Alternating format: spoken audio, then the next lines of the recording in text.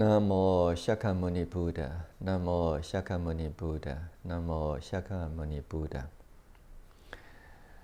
Good morning, everyone. It's good to see you again today. Today, this is the 10th talk on Sutra. I hope within this talk, we can conclude everything for this sutra. And today we have 2 paragraphs to read. Now let me read the first paragraph.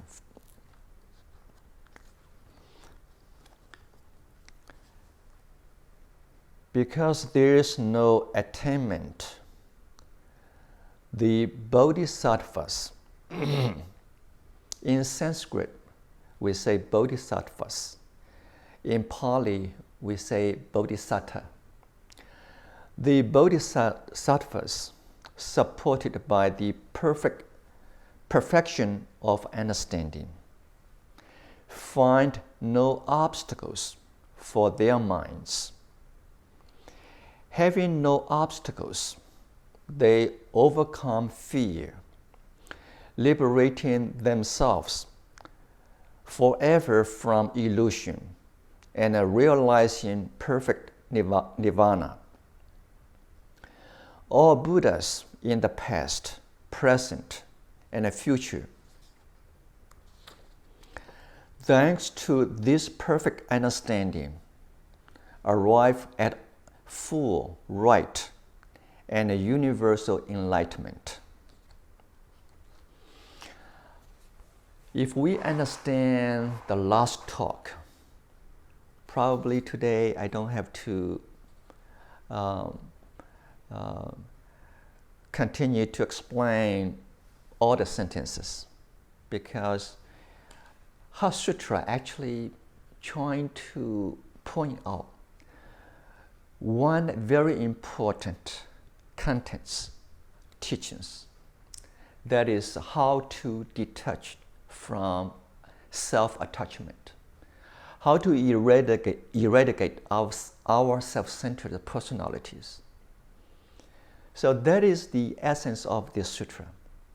If we understand that there is no permanent self, then we have no attachment on self, then we're going to liberate ourselves. Okay. But before I go further, I wanted to repeat some of the concepts I presented before. Actually, those are fundamental understanding of this sutra. Why we study Sutra, why Buddha taught Sutra. Okay. The first one is there's no permanent self. This self is empty. Yeah. When we say this I, actually this I's nature is empty.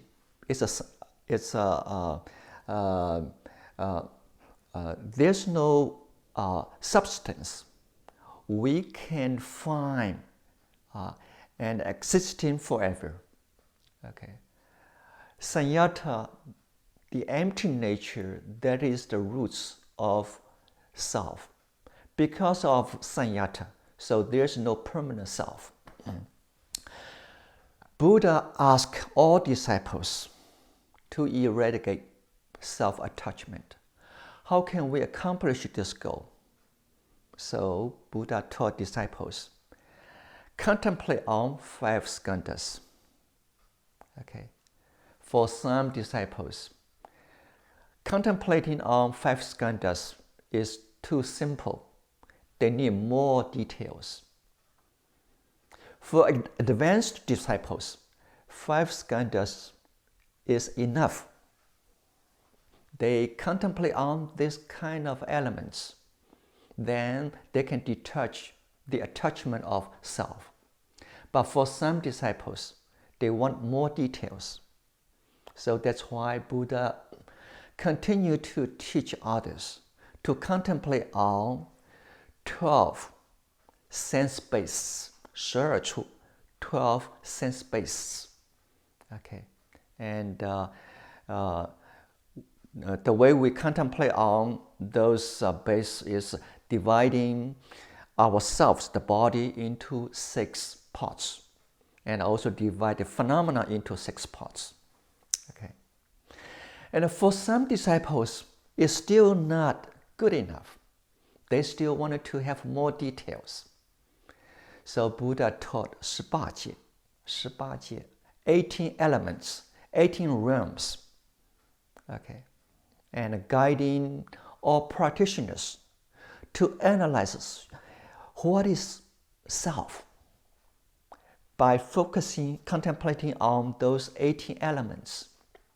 Some, they found the empty nature of self. And also, for some practitioners, they focus on 12 originations. Okay, 12因缘, 12 interdependent originations. And that is also the way to understand in this birth and death cycle how we form this self. Okay, how we rotate in different kind of stage. So by contemplating on 12 interdependent origins, also a way to understand the sanyata of self, liberated from attachment of self. Okay, those can be explained in all kinds of details. But for me, I feel when we study Sutra, we emphasize on this part, which is very important. If you feel you wanted to understand more details about 5 skandhas, or 12 sense base, or 18 realms, or 12 interdependent origins, then you go to those areas and study those elements, those different kind of a base in detail. Also in this sutra, Buddha did mention that even Buddha Dharma, 4 Noble Truths, are just like medicine. Okay, because I'm ill, so I need to see a doctor. Doctor, give me this medicine. Yeah. So because we have suffering, so we need wisdom. We need Eightfold Path.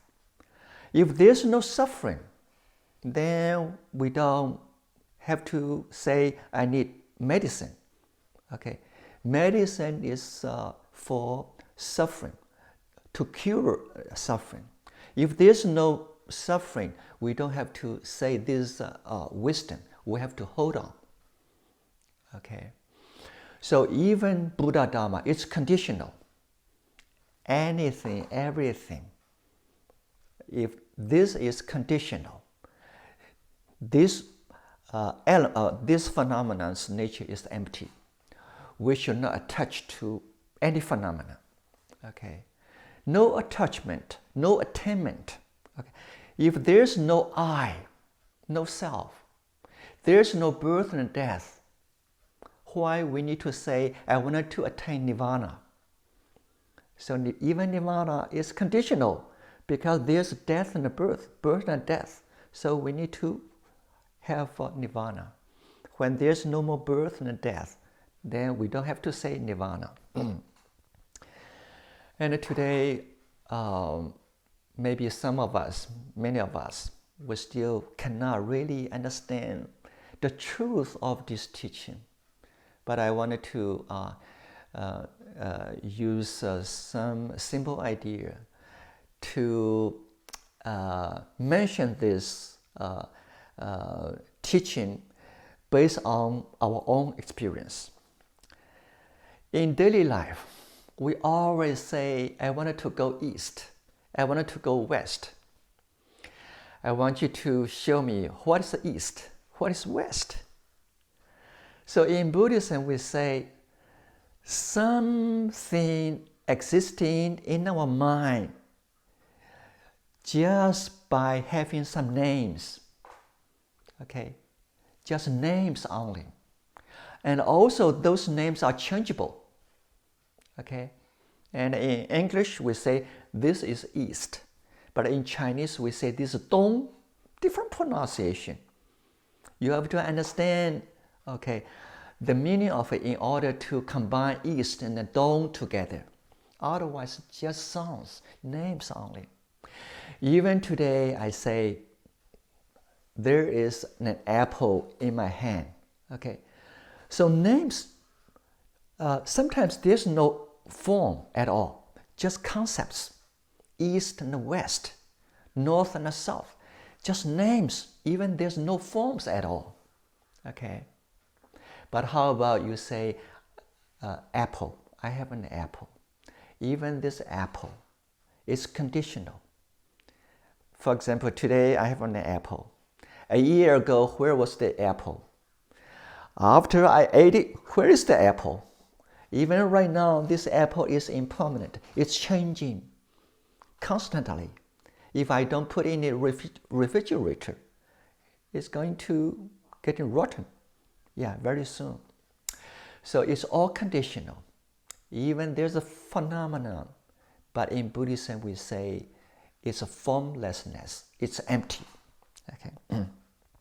All right. After we understand there's no I, no real I, no permanent self. So we don't want to say that I wanted to gain something. Do you know, as a human being, in everyday life, we always thinking what I can gain, okay, and what I'm going to lose, gaining and losing. That is the very, very common thinking. When we study Buddhism, yeah, some people will say, I wanted to achieve the first level of arahanthood, okay. That is Sotāpanna, 须陀洹, the first level. So I can liberate myself from this level. So we wanted to gain something. I wanted to become a Buddha. Yeah, I wanted to become someone like Ananda or Shariputra, very wise. And so we wanted to gain something. But after we understand there's no real I exist, no permanent I exist, who is going to gain? So do you know that this study, this sutra actually trying to elevate us from the beginning, continue to go higher and higher. The ultimate stage is even we don't want it to gain nirvana. Okay, that is ultimate stage. That is a real freedom.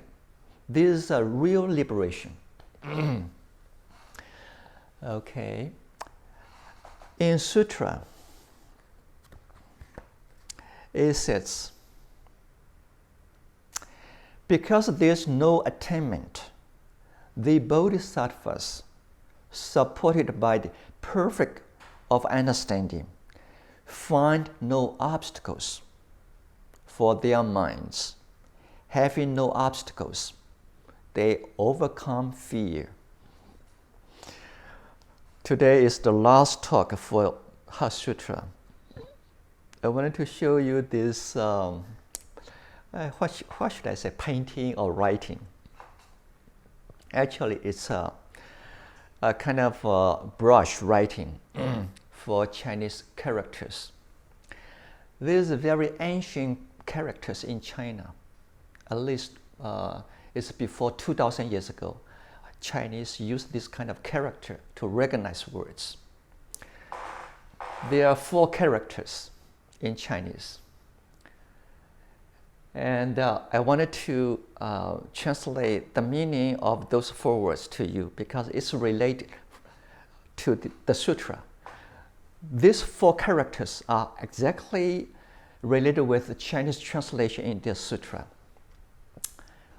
it means no more obstacles, no more worries in mind.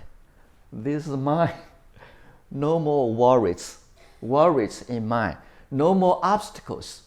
Yeah, you can say obstacles or worries in mind.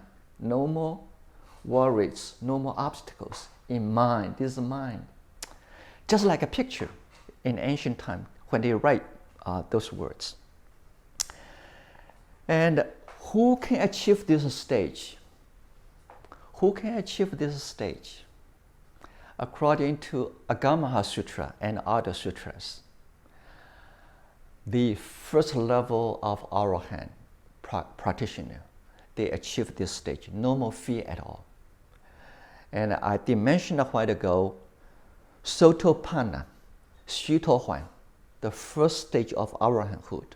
Sotāpanna, this practitioner can eradicate 5 kinds of fears because they understood there's no real self.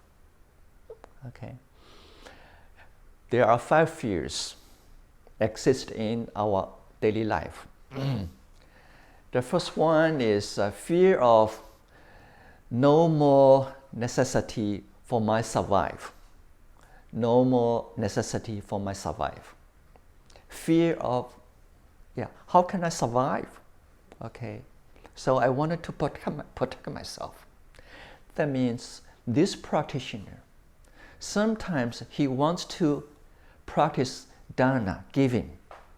I wanted to share some food with you. But inside his mind, there's a fear. How much food that I should share? Because I wanted to survive. If there's a bowl of food, maybe I want to share half for you, half for myself. I cannot give you the whole bowl of food because I feel I wanted to continue to have some food in order to survive. This is one kind of fear that we all have in daily life. Whenever we wanted to give, we always think about our own survival. How can I continue to survive? Okay, it's normal, but somehow there's a fear inside us. Okay, but Sotāpanna, he eradicates this fear. So that means when he practices dana, when he practices giving, he can share whatever he has to give others. Then the second one is fear of bad names. Oh, I wanted to protect my names. If somebody say Venerable Handi is not a good person, oh, I feel bad. I have fear inside me. Okay, so we always wanted to have a good name. It's normal in the society. It's normal for common people. But how about someone criticize you without any facts? Okay, and even you are correct, you are right, you did not commit anything wrong, someone criticizes you, how do you feel? For this practitioner, there's no more fear. Okay, he knows he's right, and he's confident, I'm right, I'm correct, no more wrong understanding. The third fear is the fear of death. That's easy to understand. Yeah, every one of us, when we hear about death, okay, when we hear that I have cancer, then we think about death. There's a kind of fear inside us. Fear of going to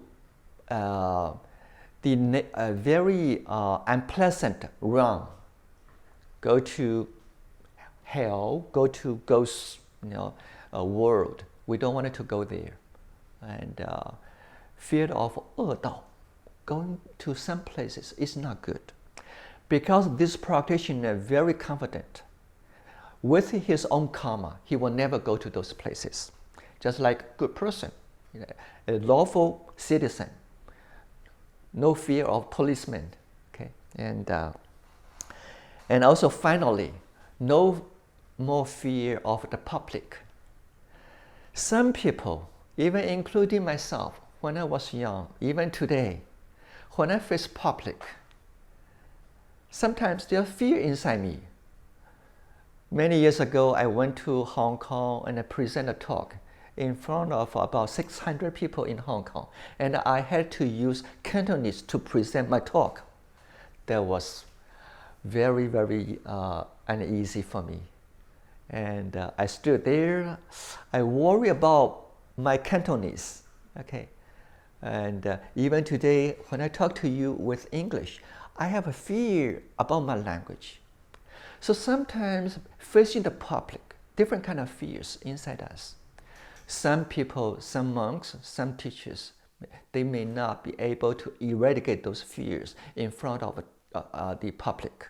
Okay, and there are 5 fears that we have, but Sotāpanna, this practitioner, after he eradicates self-attachment, there's no more fear like this.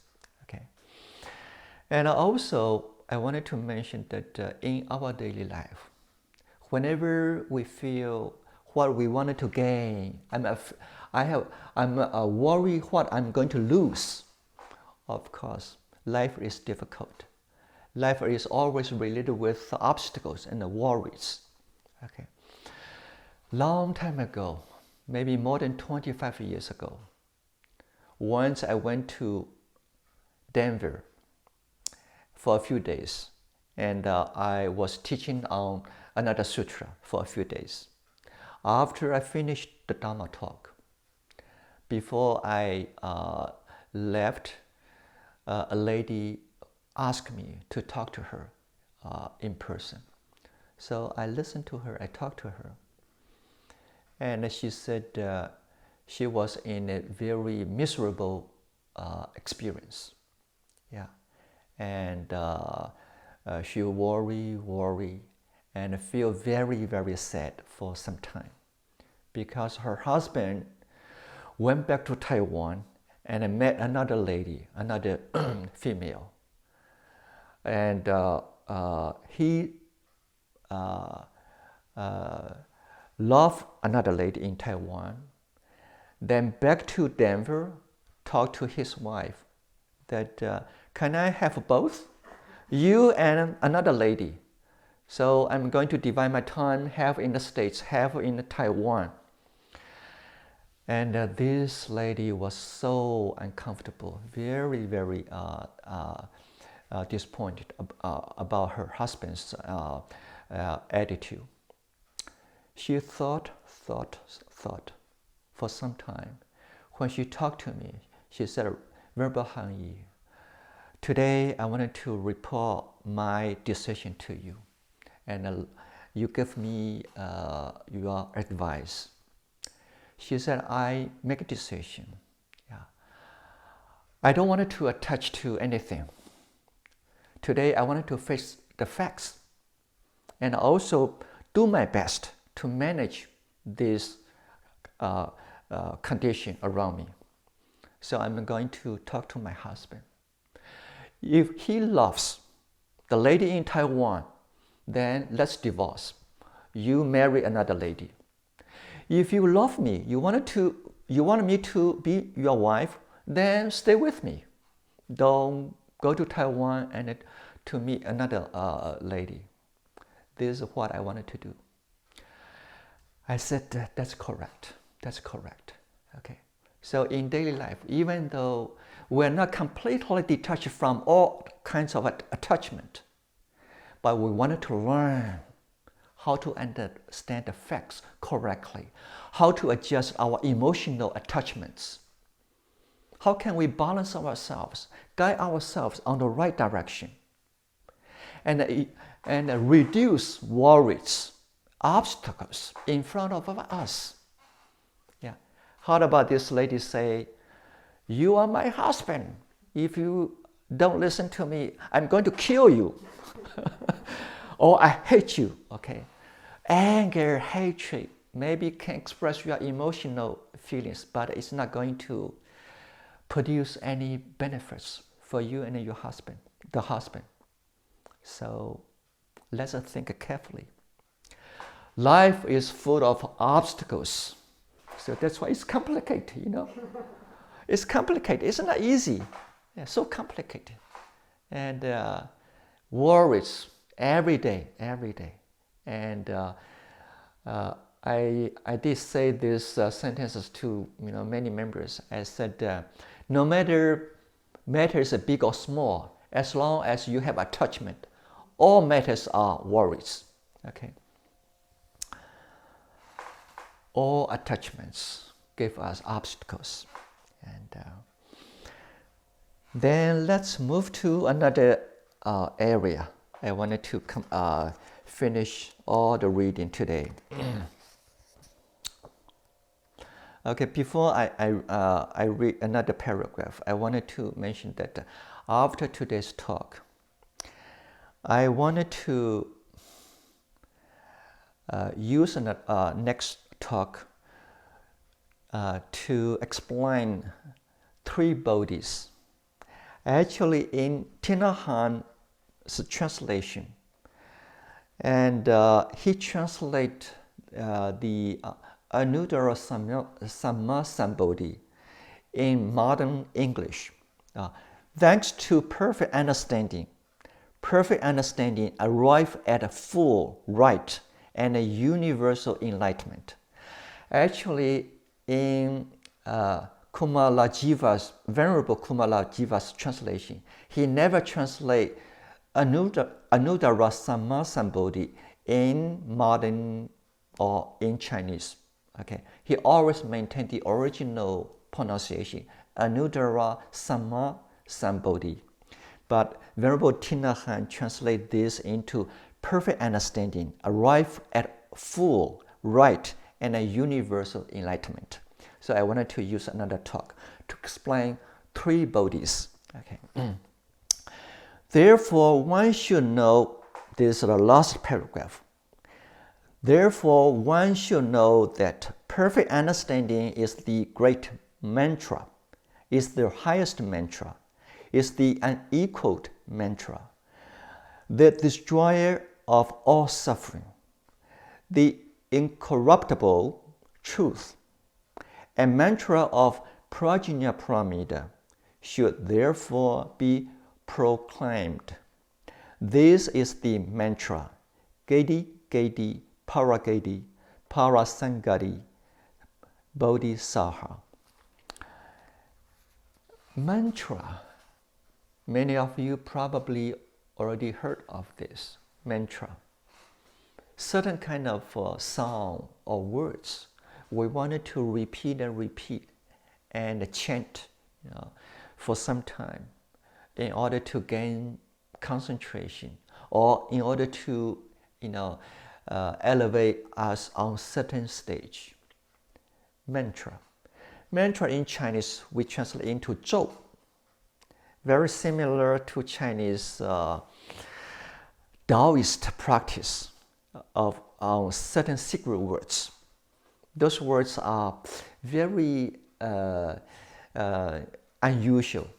And sometimes you don't know what is the meaning. Jiji Ling, okay? You don't know the meaning. The same thing, and sometimes in Chinese translation, we translate a lot of mantras into Chinese, but just sounds, no meaning of it.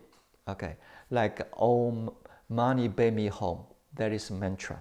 Okay, in my understanding, during Buddha's time, when Shakyamuni Buddha taught Dharma in his lifetime, actually in Buddhism, we did not ask anyone to chant mantras, because mantra is another religious practice.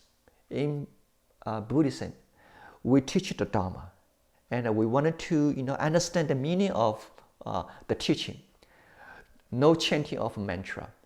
But after a few hundred years, maybe 500 years, Buddha passed away, and then slowly mantra started to relate with Buddhist practice in Buddhism.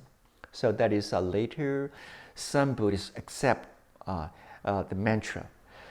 But mantra actually in this sutra, basically simply to use mantra to point out that Prajna Paramita is the highest of teaching of a Buddha. That is the very important essence of a Buddha's teaching. So when we say mantra in Chinese, sometimes we say the medicine from heaven. It's going to cure all kinds of disease. 灵丹妙药, 灵丹妙药. So actually in this sutra, when this sutra says that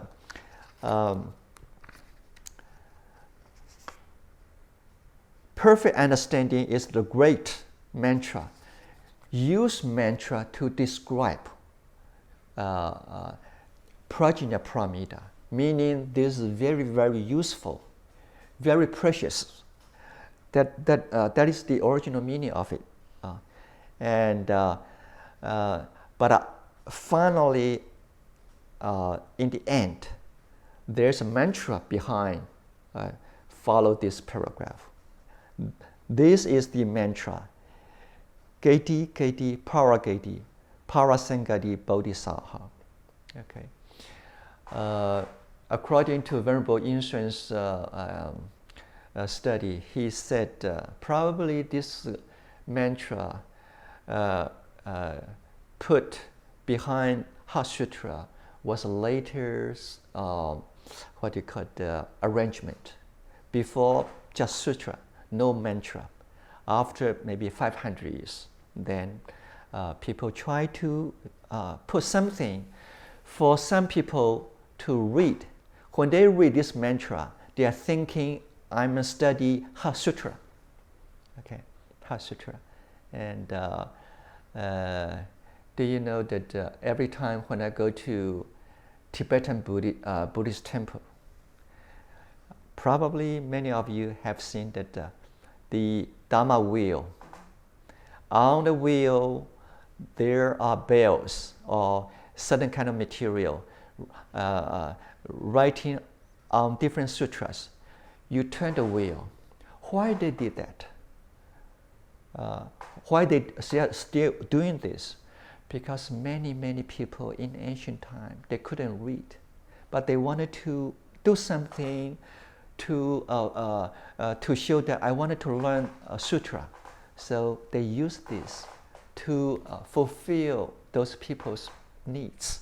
Okay, and also some people, they cannot remember all the Heart Sutra. So mantra is a summarize the meaning of Heart Sutra. Gati means go. Okay, Gati, Paragati, go to another shore. Parasangati, let's all go together. You are not selfish. Okay, I'm going, you and everyone, all of us are going to another shore. The other shore of Bodhi, the other shore of enlightenment. Saha means let's accomplish this in a very short time. 速记成就. Let's accomplish this goal in a very, very quick moment. So this is the meaning of this mantra. Long time ago, in 1990, during the grand opening of J Buddha Temple, and in the afternoon, one day in the afternoon, I discovered that I did not have enough patience to talk to people. I was so busy. So actually, I create my own mantra. Be patient, be patient, be patient. You know, actually, I chant this every day for 3 years. Be patient, be patient, be patient. So every one of us, and we can create our own mantra, okay, and to guide us in daily life. We don't have to follow certain sounds or words that we don't understand. So in our temple, we don't teach a lot of mantras. Sometimes we do recite some mantras, like the mantra on great compassion. Okay, because so many people like this mantra, so we allow people to recite this mantra, but we don't say that we encourage people to recite mantra only. We hope people can study sutra first. Okay, in case they feel certain sound, certain syllables that is very suitable for them to recite, calm themselves, and they are going to increase concentration. That's good. So in Tibetan Buddhism, sometimes they feel reciting mantra is a way to for concentration. Okay. Thank you. Okay. Namo Buddha, Namo Dhamma, Namo Sangha. Namo Buddha, Namo Dhamma, Namo Sangha. Namo Buddha, Namo Dhamma, Namo Sangha.